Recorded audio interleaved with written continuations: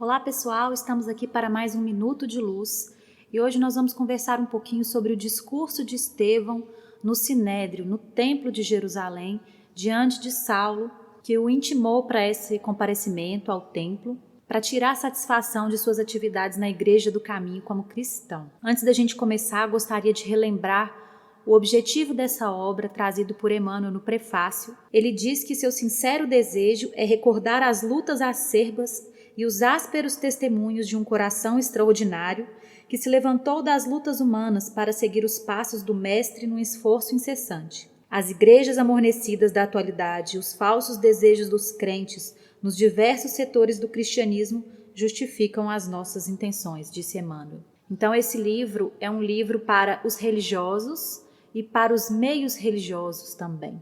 Então vamos ficar com isso em mente para a gente poder começar o nosso episódio de hoje. Vamos lá!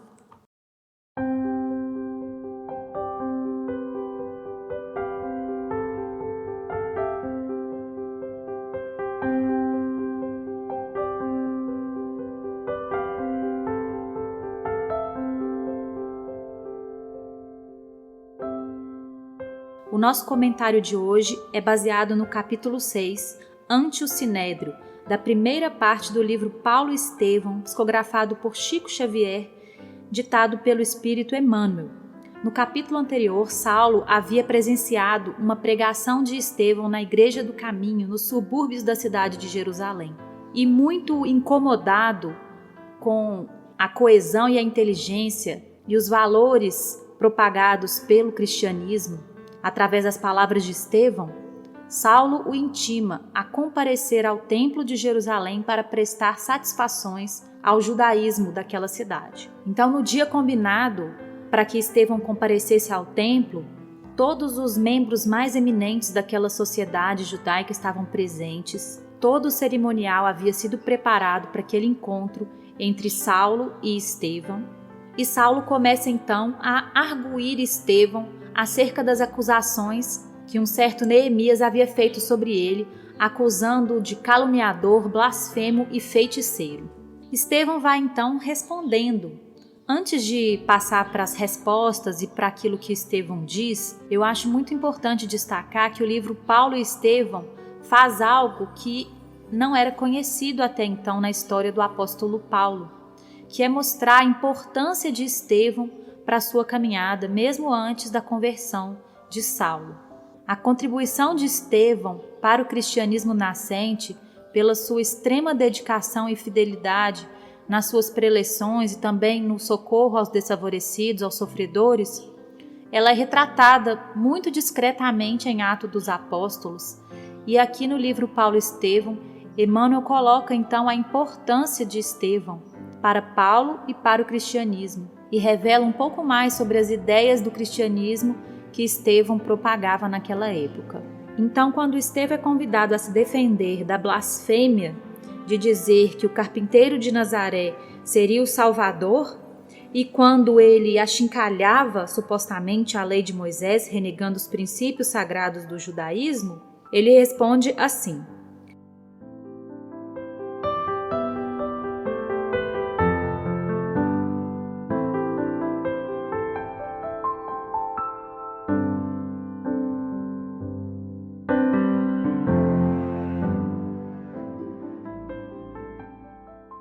jamais deixei de venerar a lei e as sagradas escrituras, mas considero o Evangelho de Jesus o seu divino complemento. As primeiras são o trabalho dos homens, o segundo é o salário de Deus aos trabalhadores fiéis. Moisés é a justiça pela revelação, mas o Cristo é o amor vivo e permanente.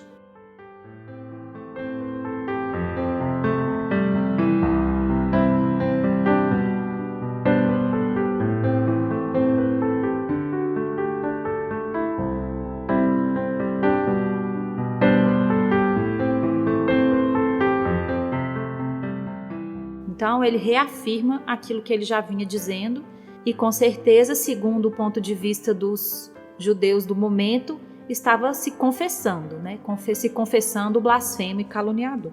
Ele também foi acusado de feiticeiro por ter curado uma jovem muda no dia de sábado. E Saulo diz ignorar a natureza dos sortilégios que ele usava para fazer essas curas. E aí Estevão diz que não foi ele quem praticou esse ato de amor, mas o Cristo, por intermédio de sua pobreza que nada tinha de boa. E aí Saulo o acusa de ingenuidade em se exculpar dessa forma, colocando Jesus como praticante desse ato de cura. E a resposta de Estevão foi a seguinte: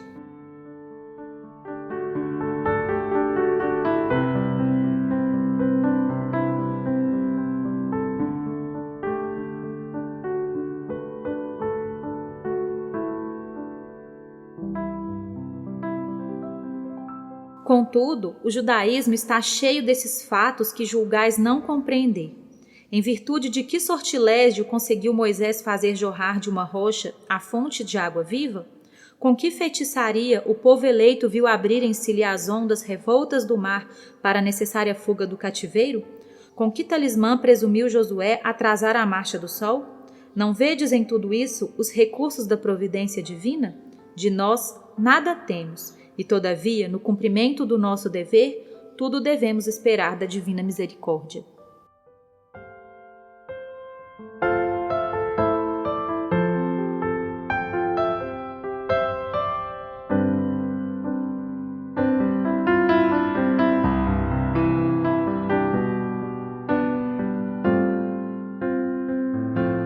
Sobre isso, eu gostaria de comentar que eu acho interessante é que a gente, como humanidade, já desvendou muito das ciências materiais. As ciências humanas, e aqui eu estou falando as ciências da humanidade, aquilo que a gente já conseguiu desenvolver em termos de ciência, explicou as leis da biologia, da física, da química, do funcionamento do nosso planeta e até de outros planetas, de entender o universo, enfim, uma série de explicações e conhecimentos que dizem respeito ao mundo da matéria.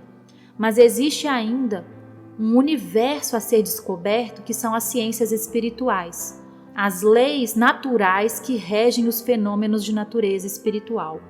E é a isso que Kardec se dedicou na codificação do Espiritismo, trazendo muitos dos conhecimentos que explicam esses fenômenos que, aos olhos humanos e materiais, parecem ser fenômenos sobrenaturais, mas da mesma forma que a gente foi compreendendo as leis naturais, a chuva, o sol, e perdendo um pouco das superstições e do misticismo em relação ao funcionamento da natureza, nós também iremos com o tempo estudar mais a natureza espiritual dos fenômenos e também com o tempo passaremos a compreender melhor esses fenômenos e a não considerá-los mais como sortilégios ou acontecimentos sobrenaturais. São fenômenos da lei natural.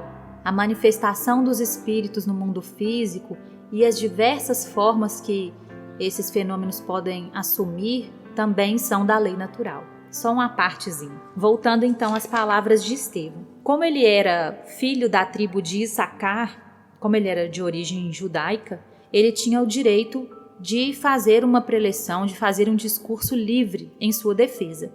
E é o que ele faz nesse momento, pedindo e lembrando que Jesus havia prometido que aqueles que precisassem testemunhar em seu nome seriam auxiliados pelo plano espiritual, pelo próprio Cristo, sobre o que haveriam de dizer. Eu vou ler o discurso na íntegra. Quem já tem acompanhado os episódios de Paulo e Estevão sabe da preciosidade que é a leitura desses trechos e da obra completa também, é claro. Então eu prefiro preservar as palavras de Emmanuel, as palavras de Estevão relatadas por Emmanuel. Então ele diz assim: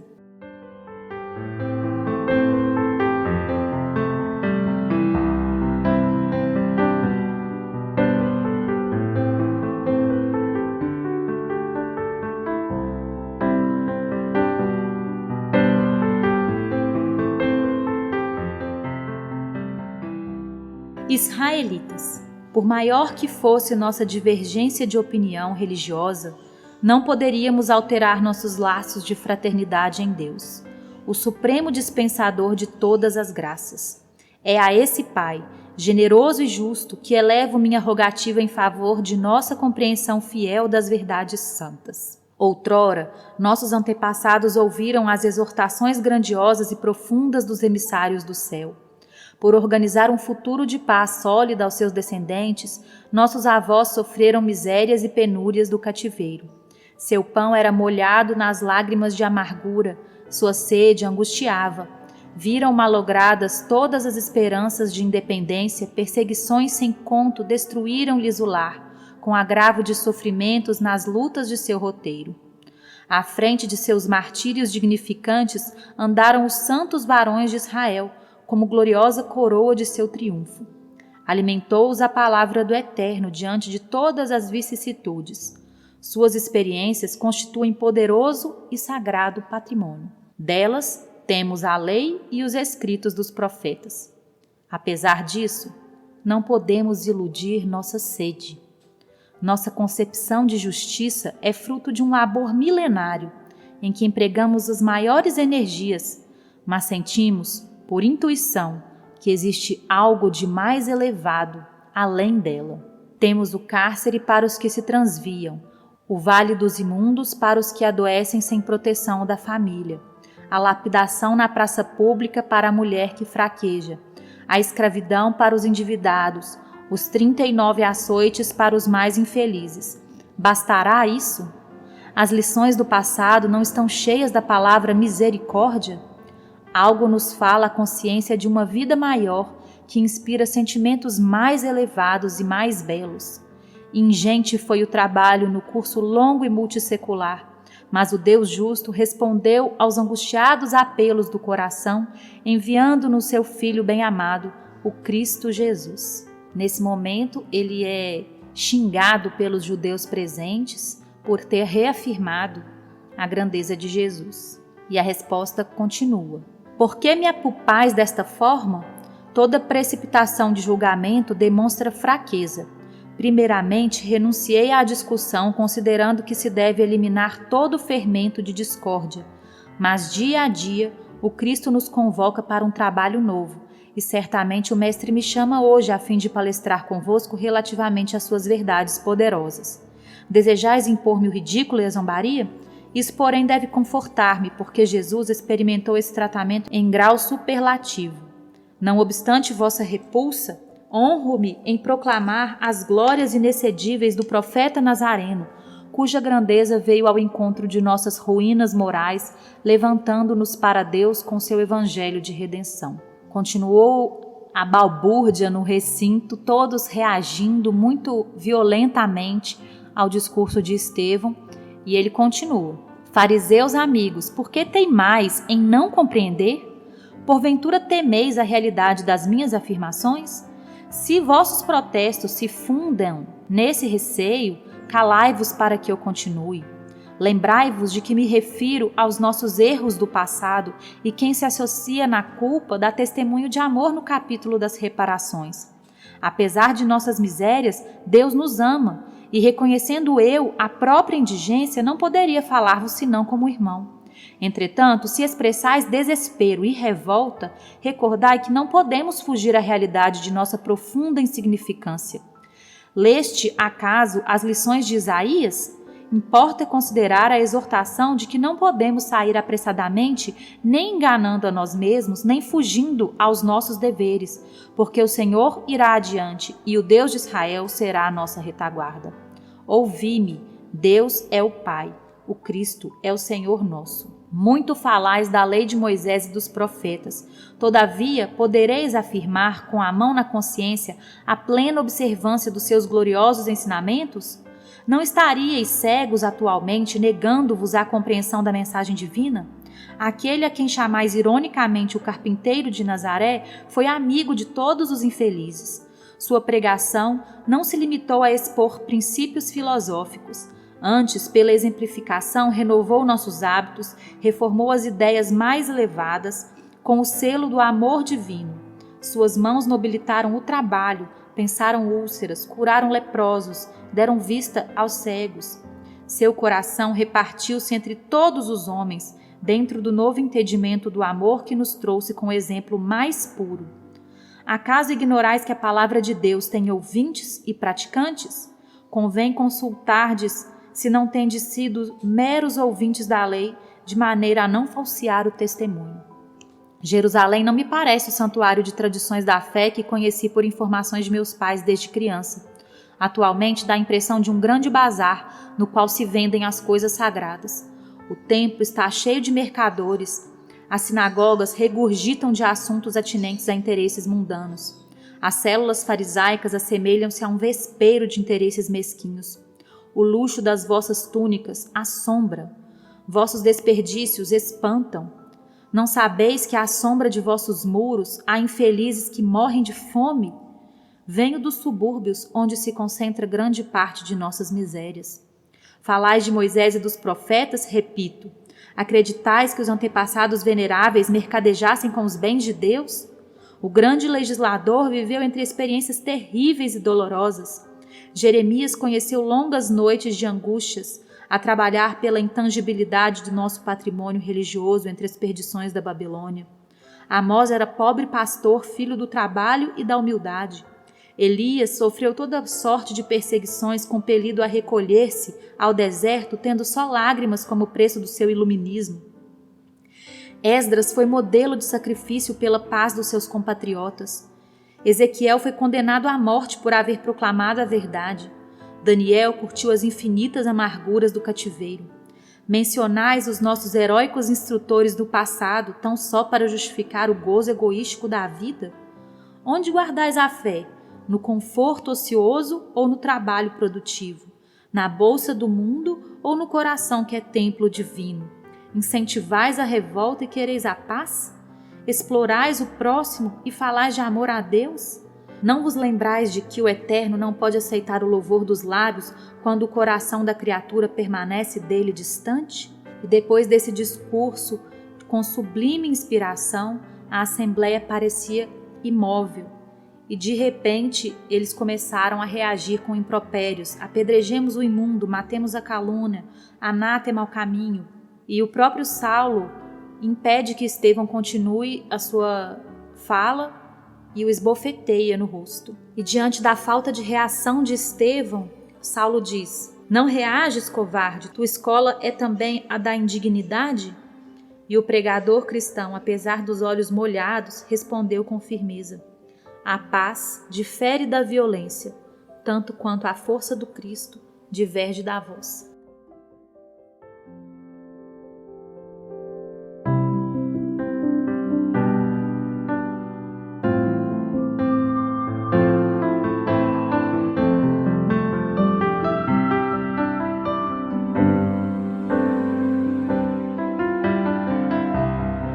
Mais uma vez um episódio real que aconteceu, esse encontro entre Saulo e Estevão no Sinédrio, no Templo de Jerusalém, e que é difícil de comentar. O primeiro ponto que eu gostaria de destacar é o convite de Estevão à fraternidade diante das divergências de opinião, dizendo: por maior que fosse nossa divergência de opinião religiosa, não poderíamos alterar nossos laços de fraternidade em Deus. Eu acho isso muito importante porque Estevão não estava ali querendo ferir a crença dos judeus ou impor nada. Ele estava fazendo um convite, uma revelação daquilo que ele já compreendia que para ele era o melhor.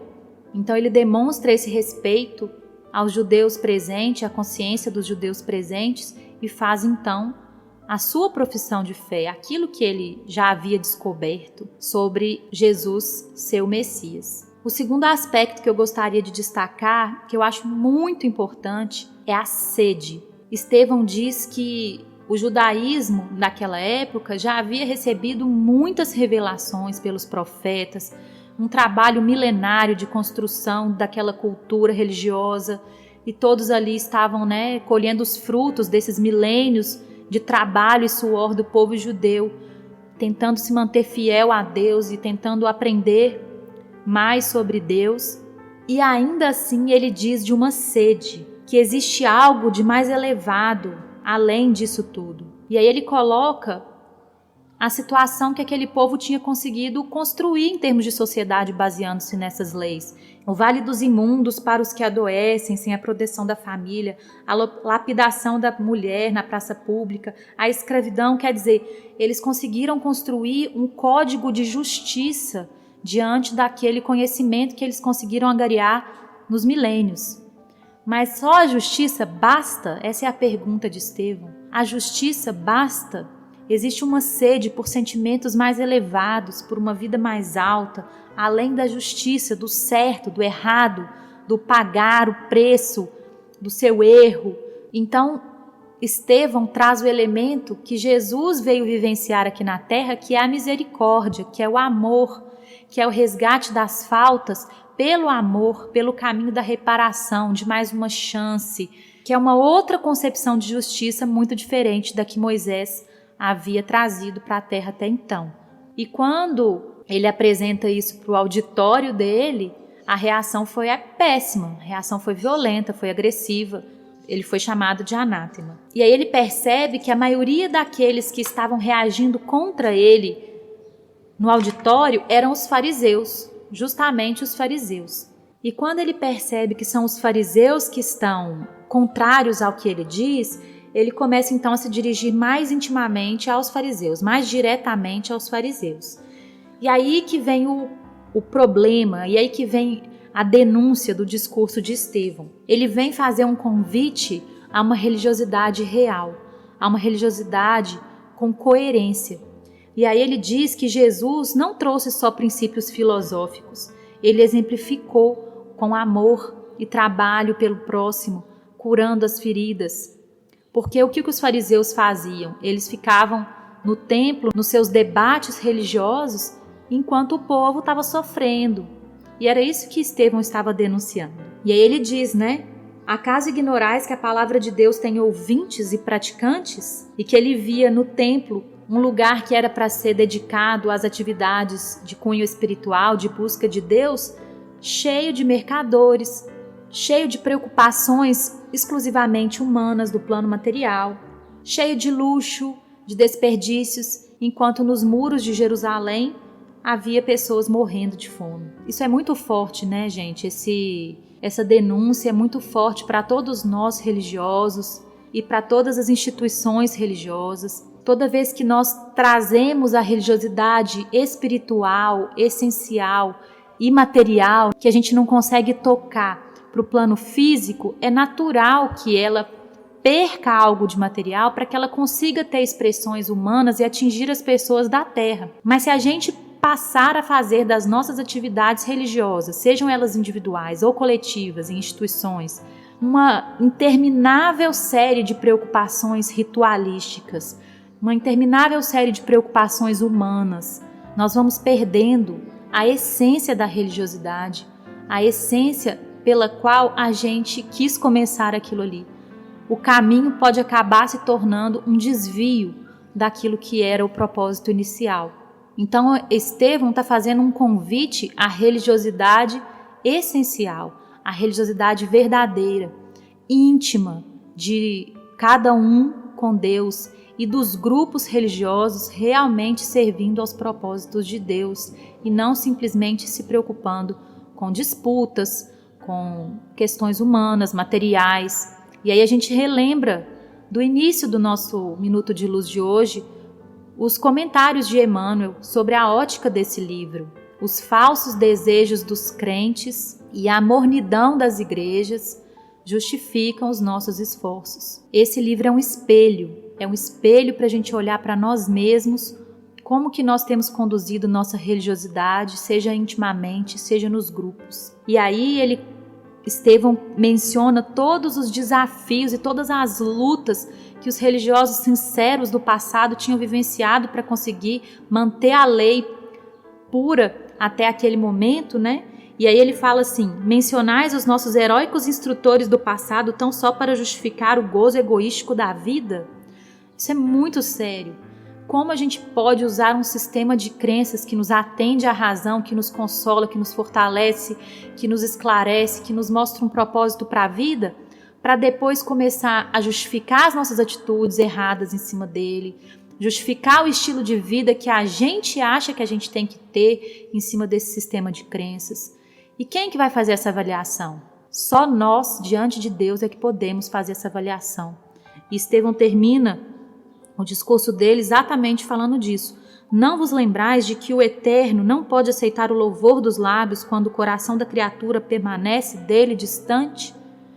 Então, ok, temos nossas hipocrisias, nossas incoerências, nossos interesses escusos ao lidar com a religiosidade no campo individual ou no campo coletivo. Mas e aí? Como que a gente vai fazer? Primeiro passo é nos aproximarmos de Deus pelo coração, pelo sentimento, nos reconectarmos ao nosso Criador, ao nosso Pai. E é isso que os judeus conseguiram ouvir naquele momento, foi o máximo, porque daí em diante eles não permitiram que Estevão continuasse falando. E eu fico muito impressionada com a resistência que a gente tem com a religiosidade real. Esse discurso de Estevão foi feito aproximadamente no ano 35 depois de Cristo, ou seja, há quantos séculos esse discurso foi feito e a religiosidade até hoje no nosso planeta é encarada como uma forma de ter poder, uma forma de ter destaque, uma forma de nos impormos aos outros, uma forma de nós fugirmos da nossa própria consciência, que é o que ela deveria nos fazer, conduzir-nos de volta à nossa consciência. Então, essa resistência do mundo à religiosidade real justifica o esforço de Chico Xavier e Emmanuel em trazer de novo essa mensagem para a Terra em 1941, mais atualizada, impossível, com o trabalho apostolar do querido médium mineiro. Ai, gente, quando será que nós vamos conseguir? O que importa é que cada um busque o mais sinceramente possível dentro do próprio coração esse caminho de reconexão com Deus e que a gente não se esqueça do próximo, das pessoas que sofrem. O cristão que se isola em si mesmo corre um sério risco de se desviar também num egoísmo, e as pessoas que sofrem, que precisam saber do Evangelho, que precisam conhecer a vida espiritual, que precisam de consolo, que precisam de comida, enfim, as necessidades se multiplicam na Terra e nós temos muito trabalho para fazer em nós mesmos e ao nosso redor. Enfim, vamos voltar para Jesus, que é o nosso referencial maior. Vamos olhar para Ele e vamos tentar imitá-lo. Não vamos colocá-lo num pedestal distante, não vamos diminuir a sua importância, não vamos relativizar a sua importância e vamos tentar imitar o Cristo com sinceridade, aos pouquinhos, sem grandes pretensões. Sobre essas pretensões tem outras coisas interessantes que a gente pode trazer nesse livro sobre Paulo, muito legais, que a gente pode deixar para um outro episódio. Se você ficou com alguma dúvida, quer fazer algum comentário sobre esse episódio de hoje, envie um e-mail para contato minutodeluz@gmail.com e eu te espero no próximo episódio. Um abraço e até a próxima!